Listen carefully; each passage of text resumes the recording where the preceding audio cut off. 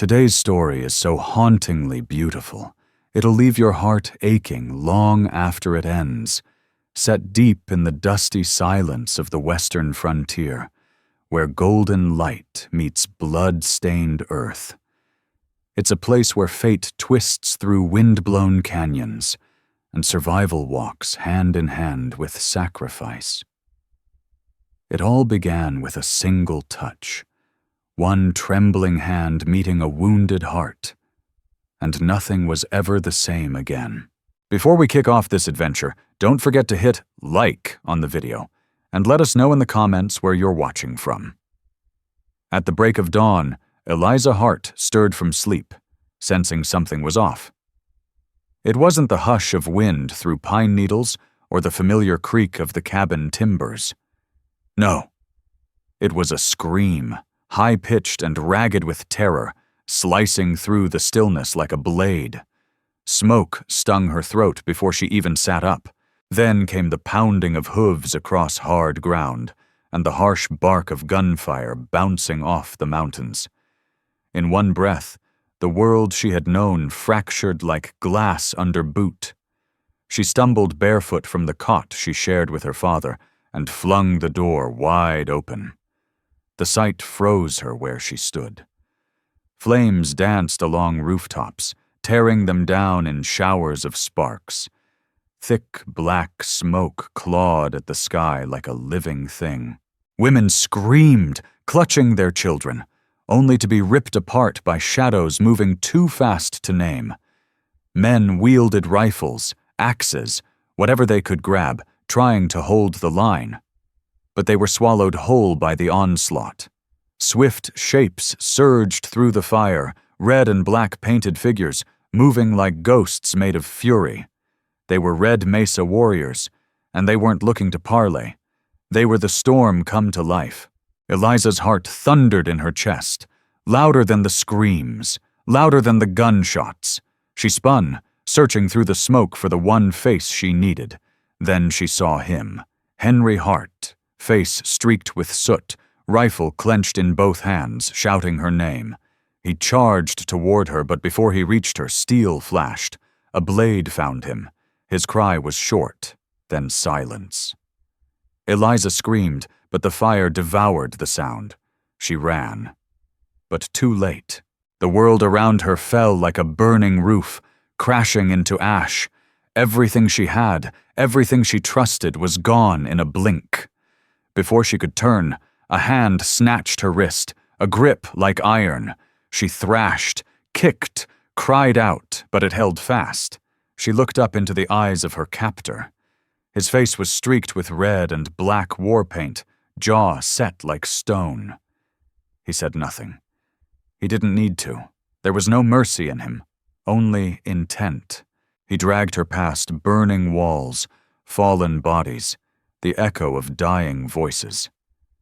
She stumbled, fell, the rough earth scraping her knees. Ropes dug deep into her wrists, and before she could think, she was lashed to the rear of a horse. The warrior mounted, then spurred the beast forward. Eliza was ripped away from the only life she knew.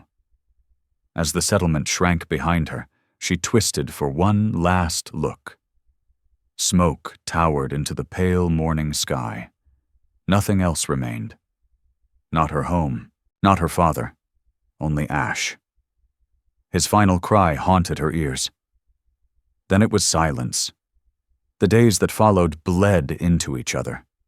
Sun scorched her skin by day, cold bit into her bones at night. The ropes cut her wrists raw, her mouth cracked from thirst. She wasn't the only one taken. 2 others had been captured, but not all were kept. Some were abandoned, wordlessly, left behind along the trail like forgotten baggage. Only Eliza remained, and the question tore at her like the ropes around her hands. Why?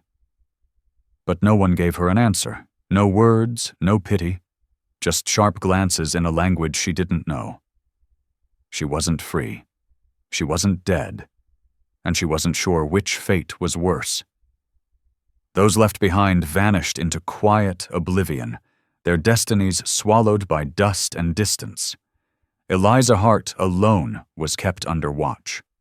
Every step she took was measured, every movement tracked. The question gnawed at her relentlessly. Why her? It burrowed into her chest like a living thing. No answers came. The Red Mesa people spoke in a tongue she could not decipher, their voices sharp, their exchanges weighted with meaning. Their eyes followed her with purpose. She understood only this. She was not like the others, and for reasons beyond her grasp, she had been spared. Fear wrapped around her like iron links. It filled her lungs, beat in time with her heart, pressed into every breath she took. Each moment carried the threat of an ending. As they rode on, the land itself grew untamed. The farther they traveled, the harsher the world became. Sheer cliffs rose on either side, massive walls of stone hemming her in. Pines stood rigid and watchful, their branches whispering secrets she could not hear. Above them, eagles circled, their cries slicing through the open sky. At last, the pace slowed. The warriors descended into a valley hidden between high ridges. Smoke drifted from small fires, curling low against the earth. Women moved quietly among the lodges, their expressions closed, their eyes alert. Ridge cubs peeked out from behind them, pointing, murmuring to one another in hushed voices. As Eliza was led through the camp, warriors turned to watch. In their stares she felt no pity, no hunger, no curiosity, only judgment, something colder, something heavier. She was given food, water, a blanket to fend off the night. But never freedom. This was not kindness, it was not mercy. It was waiting. Waiting for something she did not yet understand. That night, Eliza curled herself on the hard ground of a lodge set apart from the others. Her hands shook as she pressed them to her face, the sharp scent of smoke still tangled in her hair. Her father's fall replayed endlessly in her mind. Henry Hart collapsing beneath steel, the memory cut deeper with every heartbeat. She tried to cry. No tears came. Only fear, only the crushing weight of the unknown. She had been carried into a world hidden from maps and mercy, a valley guarded by stone and shadow, a place where she belonged to no one, not even herself. And though she could not know it yet, this was not the end of her story. It was the beginning. Eliza Hart, daughter of the frontier, had crossed a line from which there was no return. The fire that erased her home had forged something else in its wake. Something untested, something restless, something waiting inside her. In the days ahead, she would learn that she had not been taken by chance. She had been chosen. Time blurred into hunger and unease. Eliza moved through the camp like a ghost, never free, never overlooked. Eyes followed her everywhere. Ridge cubs watched with open curiosity. Women observed her with guarded suspicion, and Eliza felt it with every breath. Whatever awaited her in this valley, it had already begun. The warriors offered no words, only silence drawn tight as bowstrings. They handed her food, let her breathe another day, but she was never truly seen. She wasn't one of them. Not a sister, not a guest. She was a trespasser in a world that didn't speak her name. Then, one night, something shifted.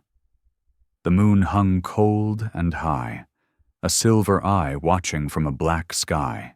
That was when two women appeared at the flap of her lodge, stern-faced, their footsteps sure. One lifted a hand, sharp and quick. Eliza didn't need words. She knew. It was time. Her heart thudded against her ribs as she rose and followed them through the sleeping valley.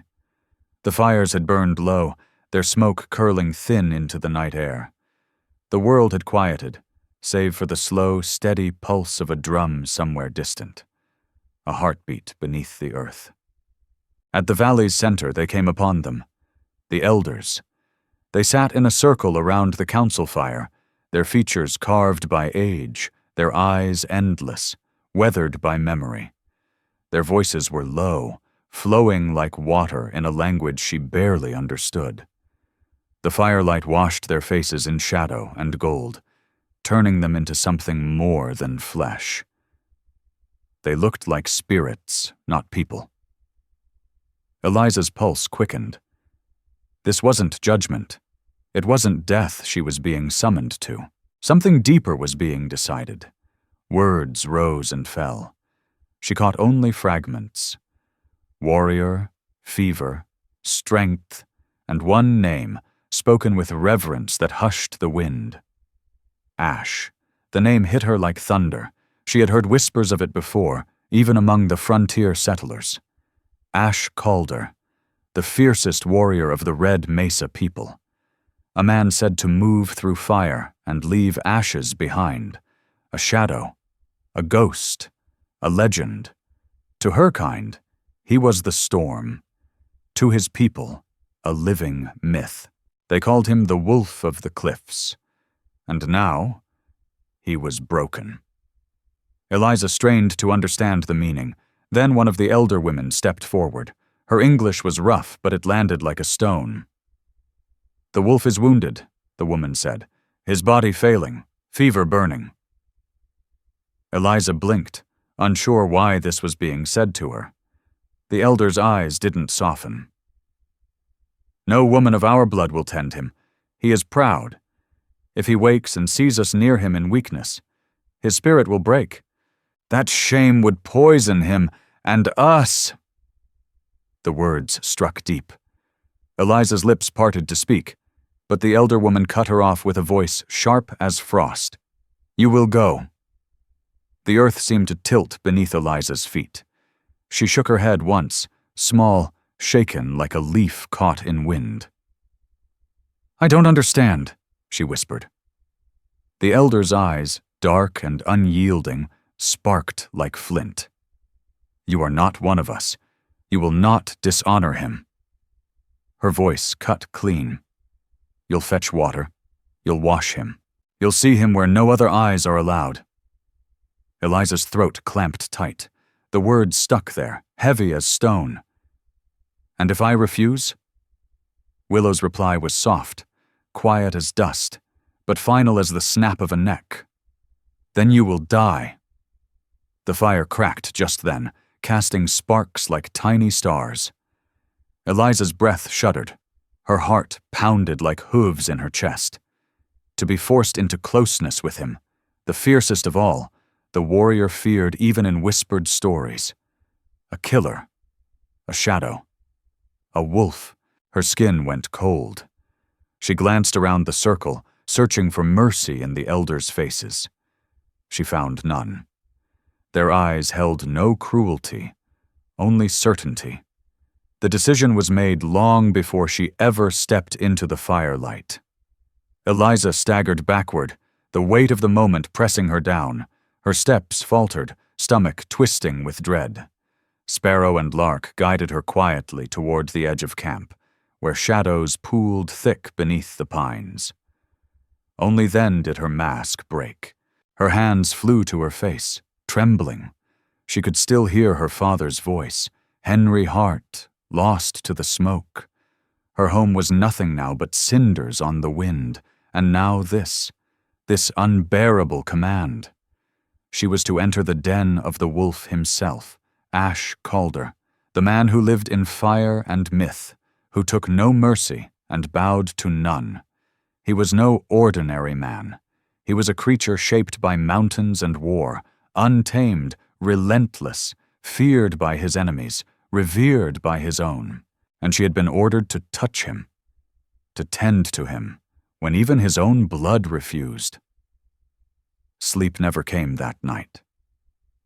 Eliza lay curled in her lodge, eyes wide in the dark, her heartbeat wild and raw. Every sound echoed louder than it should, the wind threading through the pine boughs, the slow crackle of dying embers, the distant, mournful cry of an owl. Her thoughts circled like hawks above a kill. She prayed the dawn might never come, that maybe, just maybe, Ash would slip away before she ever had to face him, that the elders might see how cruel their demand truly was. But dawn always comes, and with it, the flap of her lodge was thrown back. Willow stood there again, face carved in calm resolve. Her words came short and cold. "You come." Eliza's stomach knotted. Her limbs shook as she stood. They handed her a clay bowl and a coarse cloth, then guided her to a stream, running clear and cold through the rocks.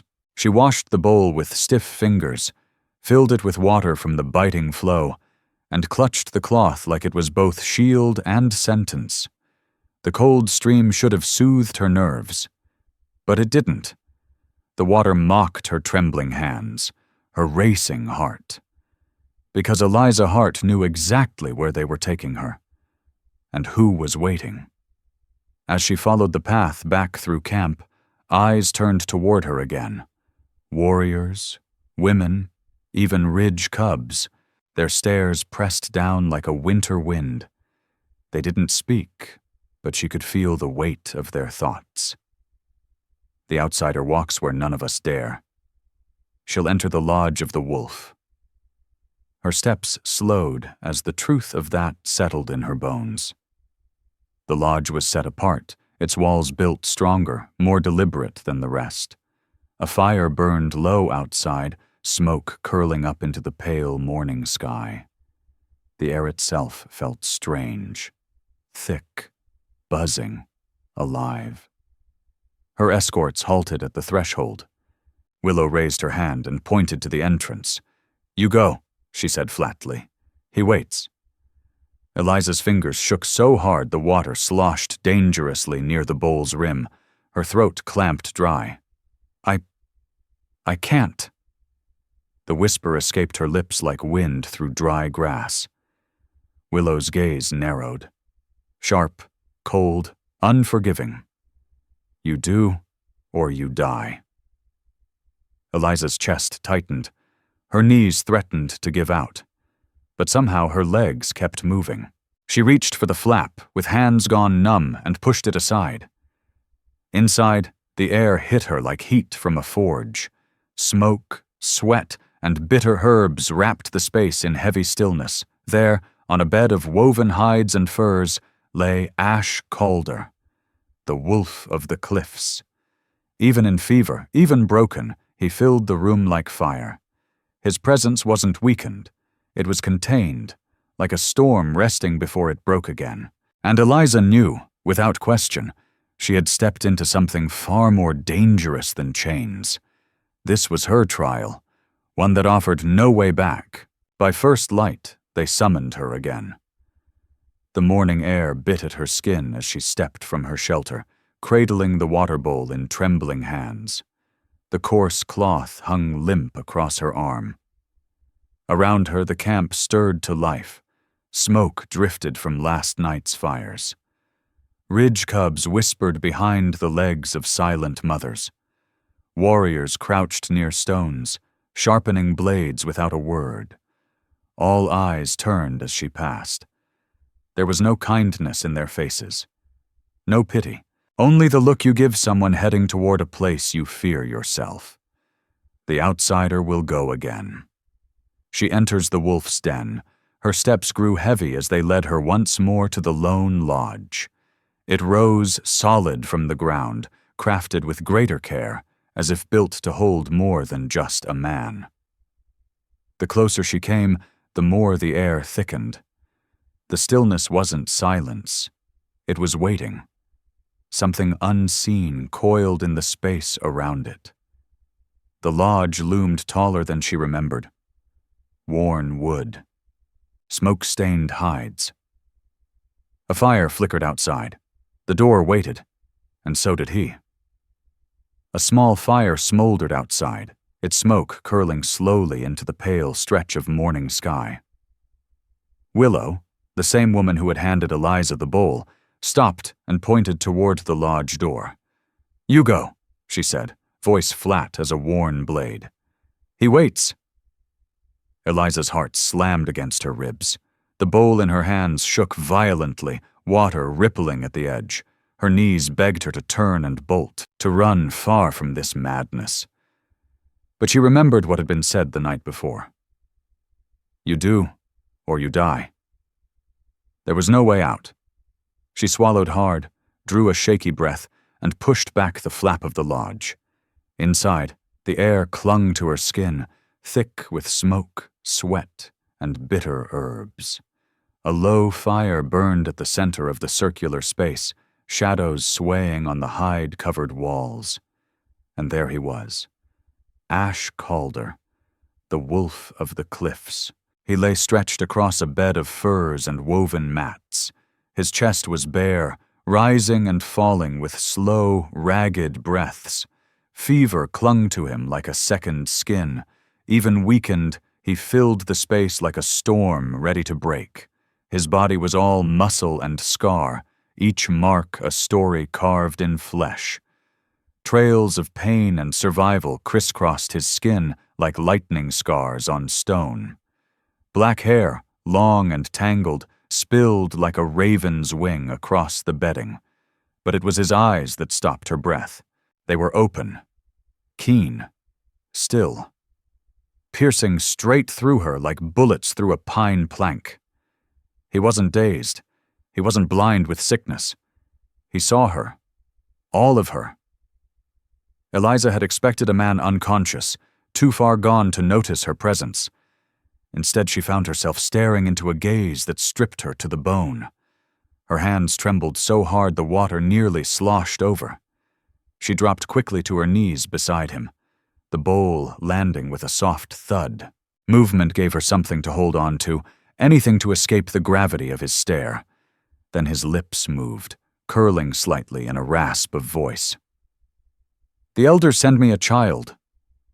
His words were rough, scratchy with fever, yet the edge of pride hadn't dulled.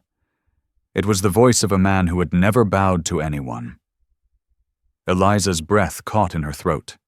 Fear flared hot in her belly. But so did something else. Defiance. "I'm not a child," she whispered, voice low but trembling. One of his dark brows rose. For a moment, just the briefest flicker, something passed through his eyes. Not mockery, not menace, something else. Then he turned his face away, dismissing her like she wasn't worth the breath.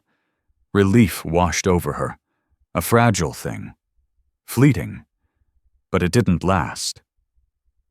She knew what she'd been sent to do. Her fingers, still shaking, dipped the cloth into the bowl. She wrung it out, hands clumsy and damp, and reached for him. Her hand hovered inches above his skin. Fear coiled tight in her chest. His body radiated heat like a forge. The fever roared through him, a furnace beneath his flesh. She hesitated. What if he lashed out? What if he saw her touch as insult, or worse, as violation? But before she could pull away, his voice cut through the silence like a blade through buckskin. "Do it!" The command snapped like a whip. No room for argument. Eliza flinched, but she didn't pull back. Her hand moved forward, slow and hesitant, pressing the damp cloth to Ash Calder's bare shoulder. The heat from his skin was startling, and the way his muscles tensed beneath her touch told her his pride burned hotter than the fever. Every pass of the cloth felt like it stripped more than sweat. It peeled away layers of a legend. His name had been carved into frontier fear for years. Yet here he lay. And he let her. The fire crackled in the silence, its soft hiss filling the lodge like a whisper in the dark. Eliza kept her focus on the cloth, willing her fingers to stop shaking, to find steadiness even as her chest rose and fell with shallow, fast breaths. She moved carefully across the landscape of his scars, ridges and lines, each one earned in blood. Each one survived. And not all who gave them had lived to tell the tale. Fear gnawed at the edges of her thoughts. But beneath that, something else began to stir, something unnamed, something dangerous. As she touched the flesh of the man her people had painted as monster, she saw something break through the myth: fragility. He was not ghost or shadow, not just story. He was flesh, he was blood, he was fire and wound, fever and breath. Eliza's hands trembled as she wrung out the cloth again. When she looked up, his eyes had opened, fixed on hers with a heat that burned sharper than the fire. She froze. Caught. There was fear in her belly, yes, but it tangled now with something wordless, something that made her chest tighten in a different way. And in that thick silence, a realization took root. This wasn't about tending a wound. The elders hadn't sent her here just to cool his skin. They had sent her to endure him, to face the wolf without his war paint, to look into the eyes of the fiercest red mesa warrior stripped of his armor, to survive him, and not break. Her heart pounded so loud she swore he could hear it. Still her hands moved, not with bravery, but with something gritted and necessary. She laid the cloth across his chest, pressing gently, soothing his fever. His gaze never left her, unblinking, dark as obsidian. The wolf hadn't devoured her, not yet. But Eliza knew, deep in her marrow, this was a trial fiercer than fire, more consuming than shackles, because fear no longer stood alone inside her. Something had changed, something she wouldn't name. And in the hush of that lodge, she understood. This battle had just begun. The days blurred into a rhythm Eliza never asked for, but couldn't escape. Each morning, they came for her, a bowl pressed into her hands, the cloth limp between her fingers. And each time, she crossed the threshold into the smoke-stained quiet where Ash Calder lay, fevered, silent, and unyielding. At first, she told herself it was a duty, just a task, nothing more. She would kneel beside him, keep her head down, and get through it. She would wring the cloth, press it to his burning skin, and leave the lodge as soon as they allowed. That had been the plan, but it never worked out that simple. Every time Eliza's hands brushed his flesh, something shifted. The edges of the legend blurred. The stories melted under her fingers. As the cloth swept over his chest, she saw scars, long, raised lines stretching across hardened muscle, carved by war and survival. Jagged tears down his ribs, a deep welt on his shoulder, a pale, narrow line slicing his forearm like a ghost's fingerprint. They weren't just wounds. They were proof. Proof that he had walked through storms of blade and bullet and kept going. Steel hadn't stopped him. Fire hadn't finished him. She found herself wondering, not just who had struck those blows, but who hadn't lived to tell of it. How many had tried? How many had failed? Her people had made him a monster, a whisper in the dark, a shadow that swept across the frontier with no mercy. But under her hands, Ash Calder was flesh. Scarred, yes, coiled with danger, but human, and beneath it all, fragile in ways no one had ever been allowed to witness. At first he fought her presence, his body tensed whenever she drew near, muscles locked as though willing himself beyond the need for care. His eyes tracked her hands with suspicion, sharp and guarded, like a wolf eyeing flame. Sometimes he muttered in his own language, bitter syllables she couldn't understand. And once, when his voice found its English again, he rasped, "You do this because they command it, not because you're brave." The words hit like a belt across the back. But Eliza didn't flinch. Her voice came soft, but steel lay beneath it. "If I wasn't brave," she said, "I'd have run that first night, even if they killed me for it." Something flickered in his eyes then. Faint, fleeting. Not gentleness, not warmth, but recognition. As if, for one breath, he saw her not as a servant or outsider, but as something else.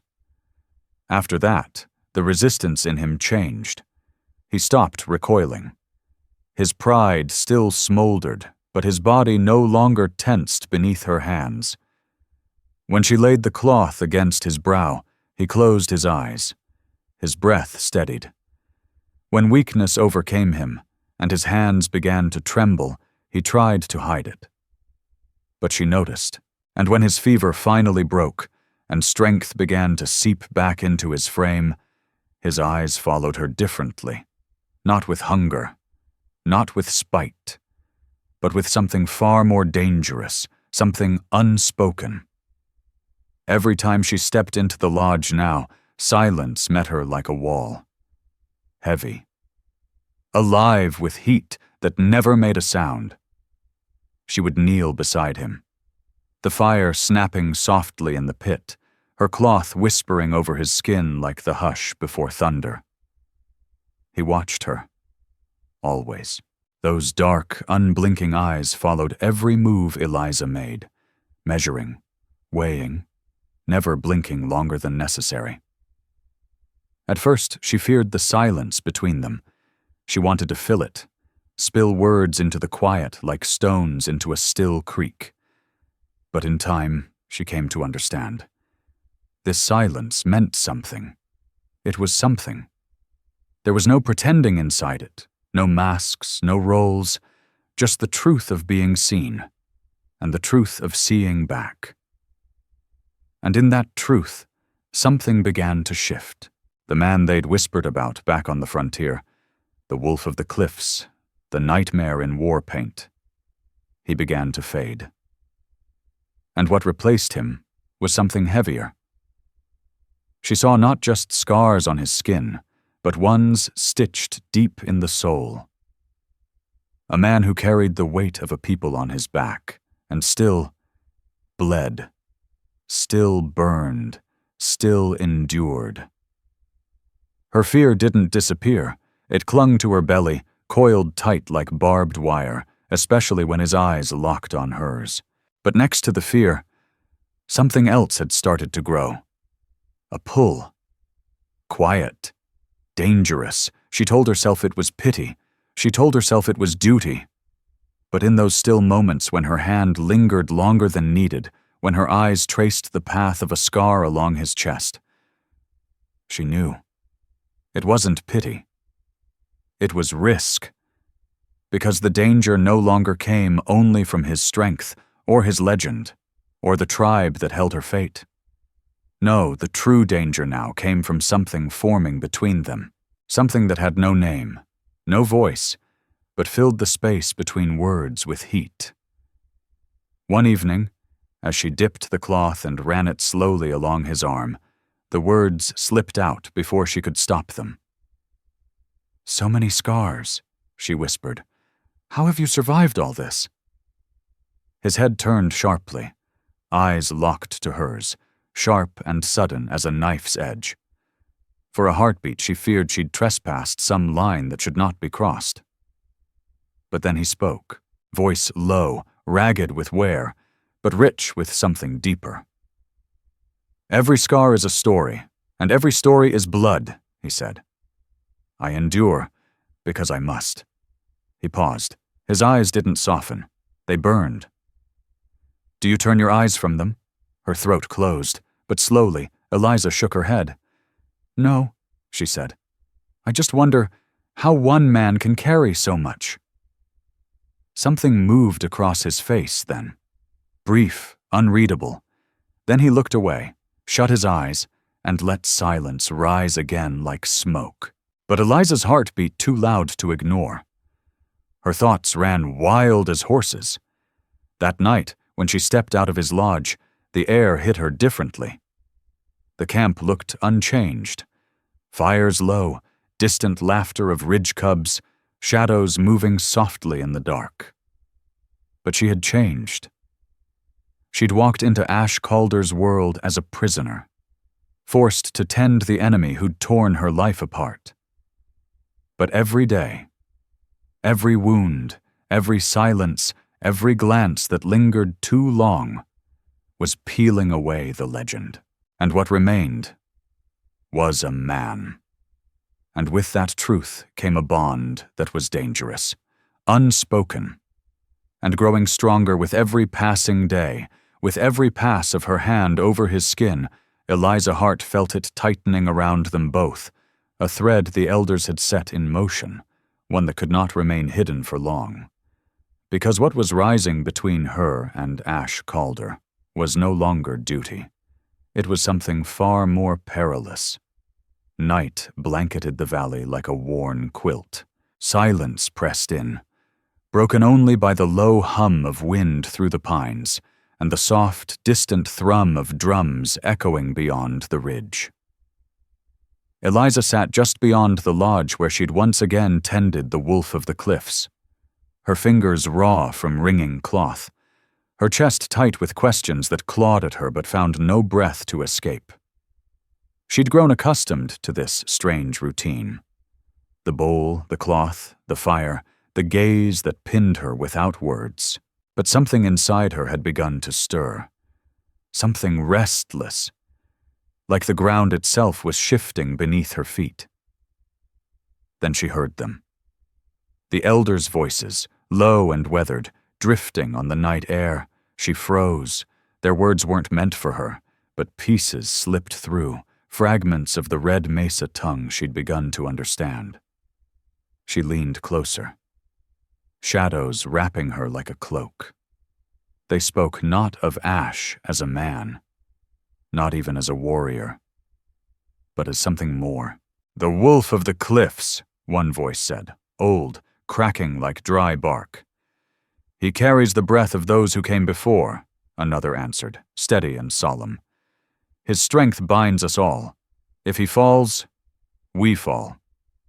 Our survival lives in his flesh." Eliza's breath hitched. Then came the voice of the oldest among them, silent rain, fierce even in age. "No woman of our blood may witness him broken. To see him weak would shatter the spirit he carries. Only an outsider may look upon what must remain sacred." The chill that ran through Eliza then had nothing to do with the mountain wind. Her hand flew to her mouth, trying to hold in the weight of what she'd just heard. Now she understood. She hadn't been chosen because she didn't matter. She'd been chosen because she didn't belong. Because only someone not of the Red Mesa people could touch what was otherwise forbidden. She alone had seen the scars, the fever, the weakness. She alone had witnessed the sacred brought low. And with that knowledge came danger, not only for Ash Calder, but for her.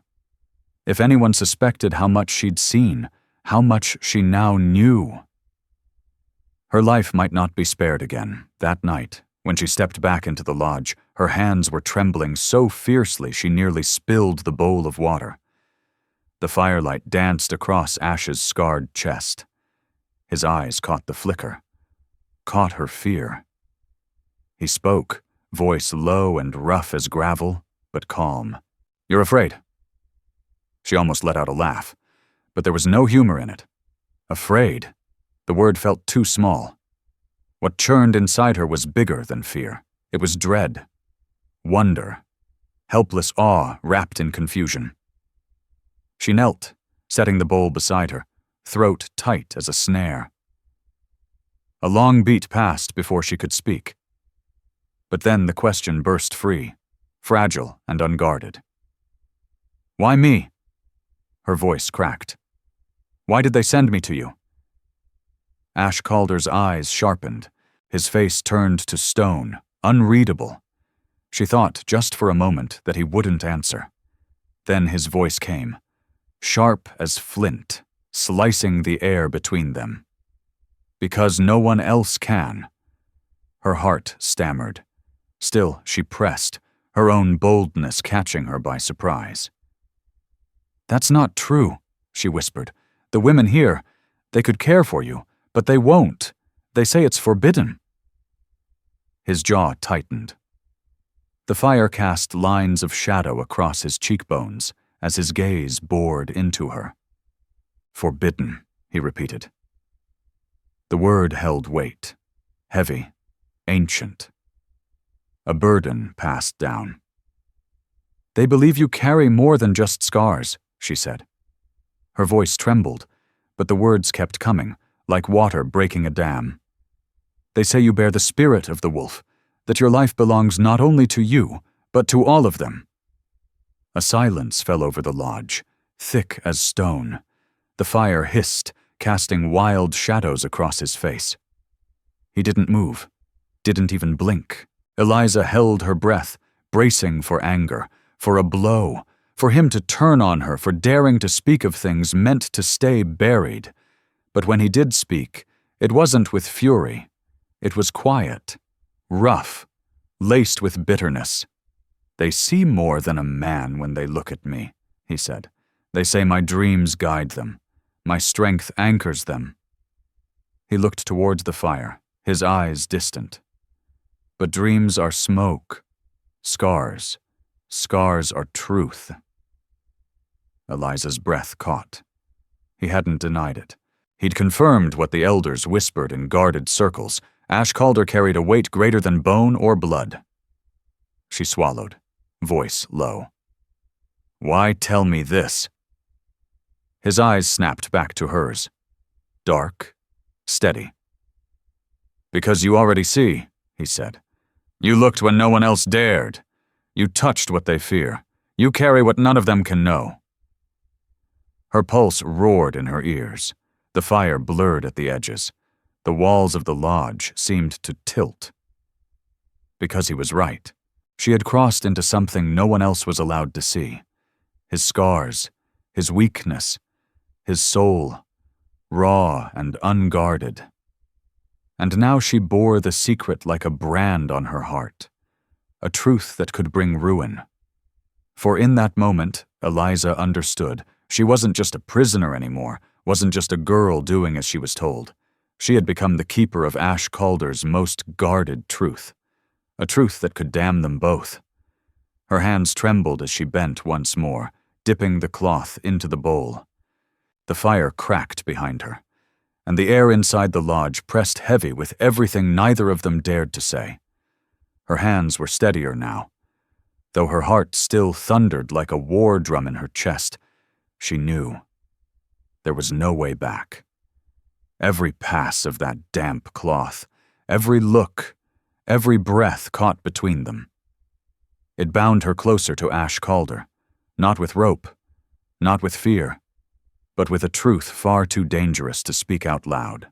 And even though she didn't fully understand it yet, something had been set alight between them, and that fire had only just begun to burn.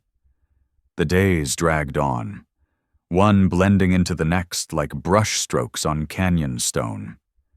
And with each passing dawn, Eliza Hart found herself drawn deeper into the rhythm of the Red Mesa camp, and deeper still into the shadowed lodge where the wolf of the cliffs lay healing. Ash's fever had broken. His strength was returning, slow but steady, and along with it came his voice, cutting and sharp, no longer dulled by sickness. He didn't just endure her anymore, he tested her. One morning, as she wrung out the cloth by the fire, he spoke, words slicing like arrowheads. "Your people," he said flatly, "live behind wooden walls, afraid of the wind, afraid of the dark. They wouldn't last one winter in these mountains." Eliza stiffened, fingers tightening around the cloth. She paused, mid-motion. His eyes were locked on her, daring her to bite back. She wanted to stay quiet, to let the insult slide past her like smoke through pine. But something in her rose up, stubborn, steel-spined, unwilling to bow. She lifted her chin. "And yet I'm still here," she said, calm but firm. "Alive in your lodge, longer than you ever thought I would last." His gaze narrowed. Something flickered in his expression. Just for a heartbeat. Then it was gone. A silence settled between them, thicker than before. Then his voice dropped low, cool as mountain stone. "Alive," he said, "but not free." He looked at her, voice cutting like a knife. "A rabbit in a snare still breathes." The words struck her square in the chest. They reduced her to prey, a trapped thing waiting for its end. Her throat tightened. But inside, something flared. Not fear. Fire. "If I were just a rabbit," she whispered, voice shaking but not weak, "I'd be dead already. The first night." Ash's expression shifted. A sound escaped him. Not quite a laugh, not quite scorn. A rough exhale with both edges tangled in it. He studied her then, really looked at her, like she'd just shown him something unexpected. "You speak like a child who's never seen a wolf's teeth," he said. That stung, but it lit something in her too, and before she could stop herself, her words leapt back like sparks off flint. "And you speak like a man who thinks no one's brave enough to look at them." The lodge went still. Only the fire cracked, low and restless.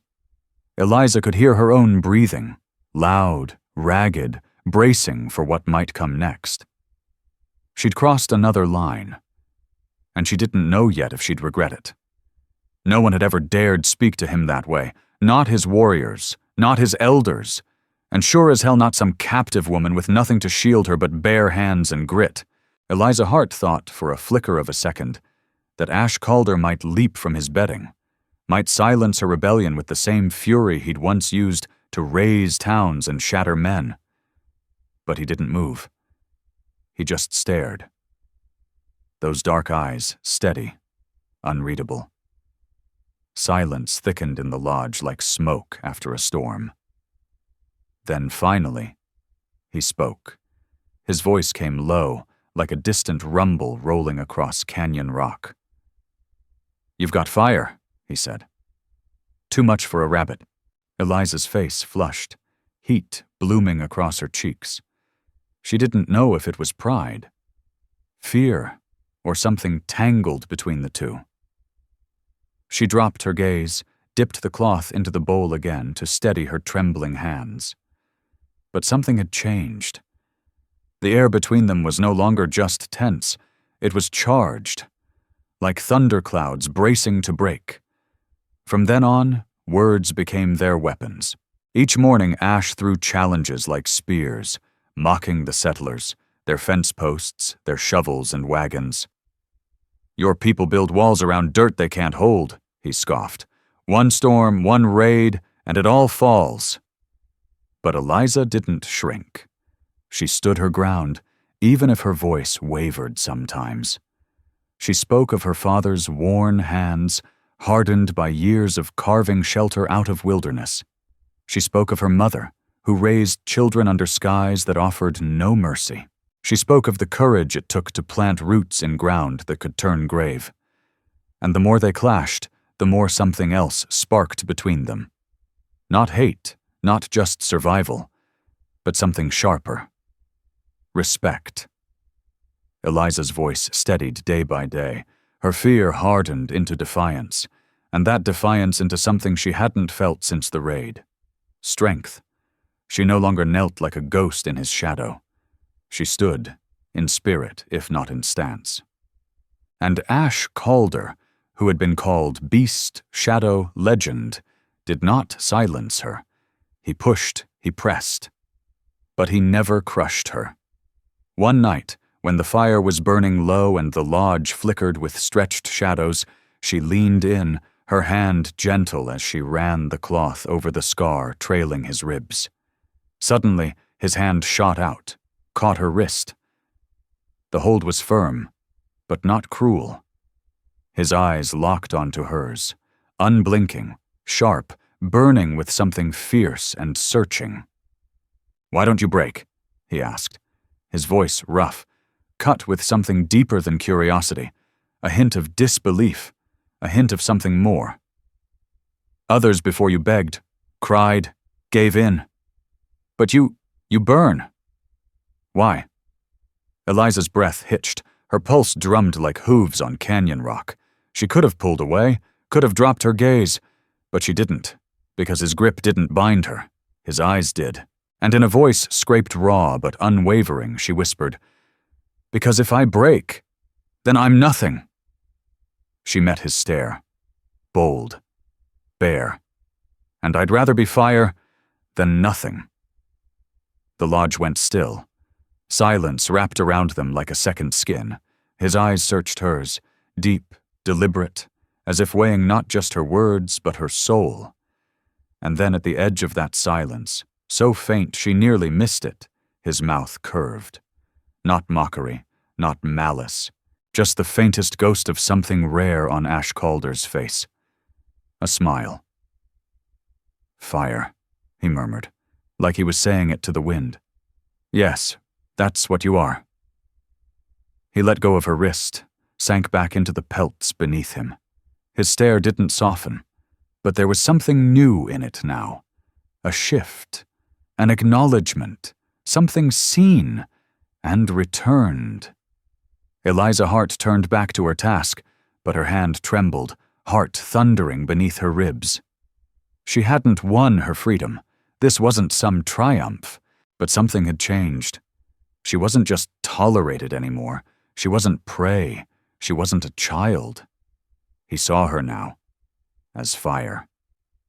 And though that truth filled her with more fear than comfort, she couldn't ignore the way the spark had caught inside her too. A spark that burned dangerously close to her soul. That night, the valley stirred. Before sound touched her ears, Eliza felt it. In the shift of the wind. In the way the Red Mesa people moved. Warriors sharpening blades like shadows come alive.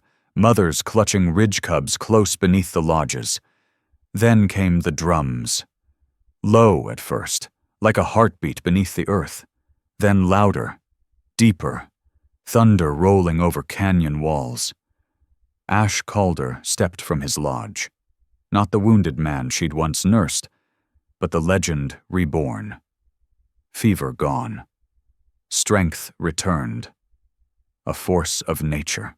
Torchlight gleamed against the scars across his chest, like runes etched in flesh. Beside him, warriors painted their faces, preparing for what was coming. He looked out toward the darkness and spoke, his voice unshaken, carved straight from the stone of the cliffs. "Crowell's men," he said. "They're here." Eliza's breath caught in her throat. Soldiers. Her people. For weeks she had dreamed of their arrival, of rescue, of escape.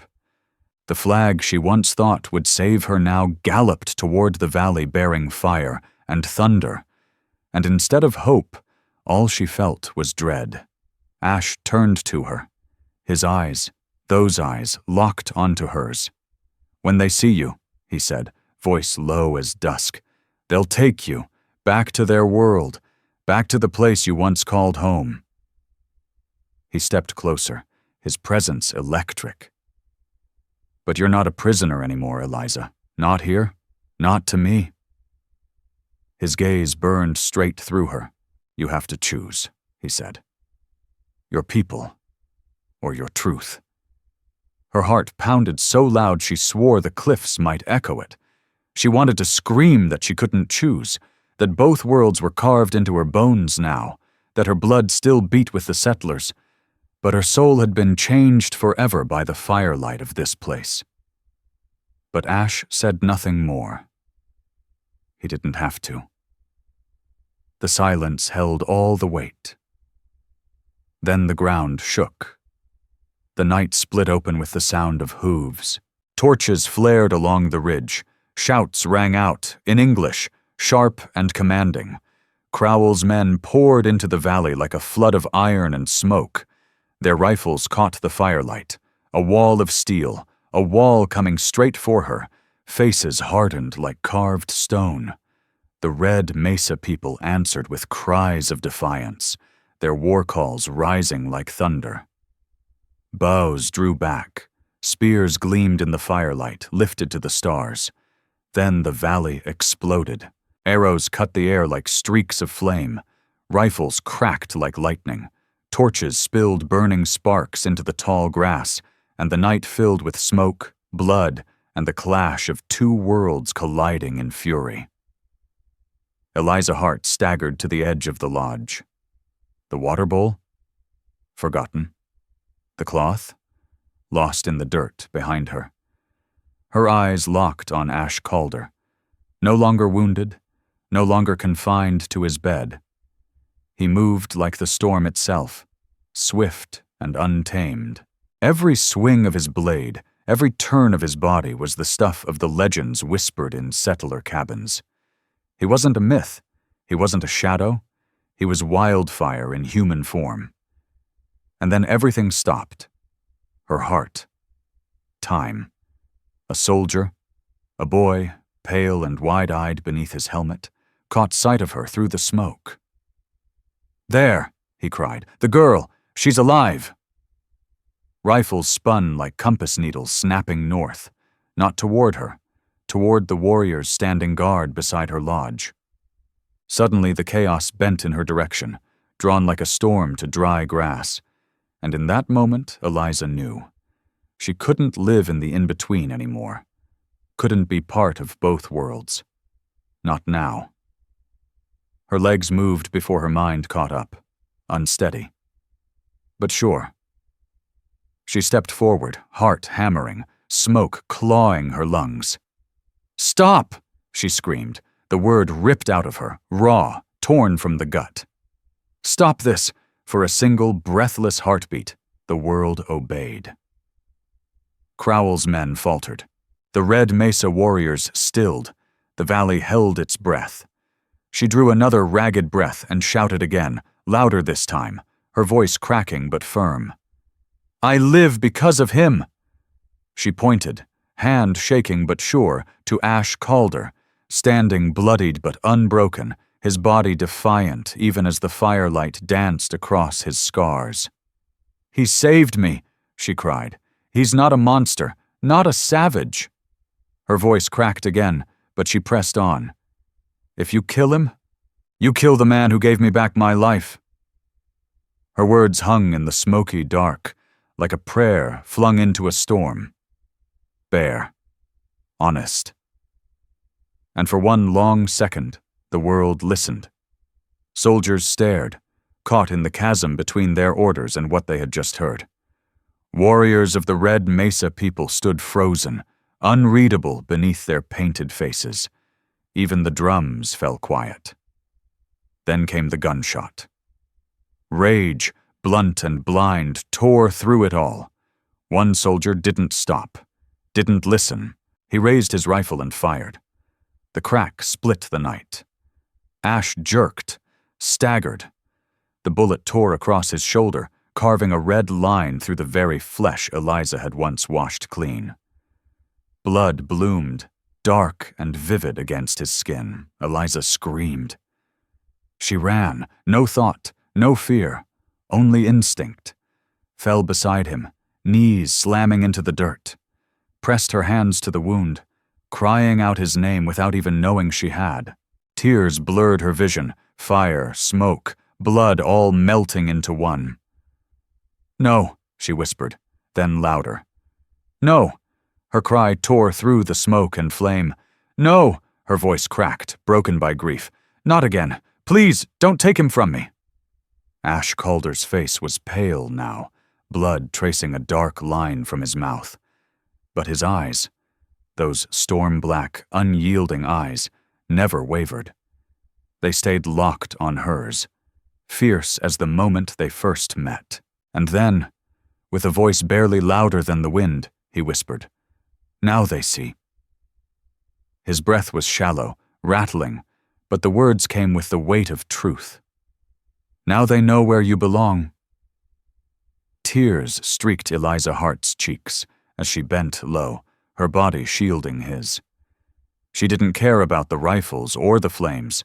She didn't flinch at the shouts from Crowell's men or the battle cries of the Red Mesa people. Her choice had already been made, etched in fire and blood. Not the flag, not the walls, not the life she once knew. She had chosen him, the man they called a wolf, the one she had bathed in silence, the one she had touched where no other dared. All around her the battle raged. Steel clanged, arrows hissed through the air, sparks from torches danced like fireflies in the dark. But Eliza heard only him. Ash's hand, slick with blood, found hers. His grip? Steady, even now. Now they see. He breathed again, his voice like gravel stirred by the wind, and she knew what he meant. She had spent days denying it, clinging to the life she'd left behind, telling herself she was still the daughter of Henry Hart, still bound by the world of frontier settlers. But the truth was burning its way to the surface, undeniable, unforgiving. She wasn't a captive anymore. She wasn't a settler's daughter. She wasn't theirs. She was his. And he was hers, not by blood or law, but by the fire between them. A fire she had never asked for, but could no longer ignore. As she held him beneath the rain of arrows and fury, she didn't feel fear. She felt something deeper, sharper, truer.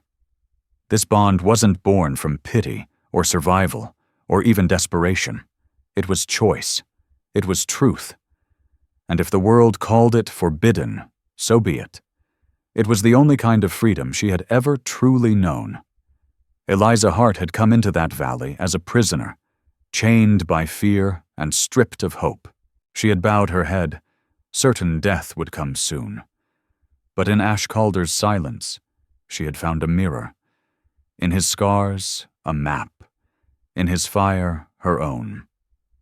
And in choosing to stand beside him, where love burned as fiercely as danger, she had found something greater than the safety of any wall. She had found freedom. Finally, let me send my deep thanks to you. Thank you for listening. If this story has touched your heart, I invite you to stay with us to discover more true tales of the Wild West.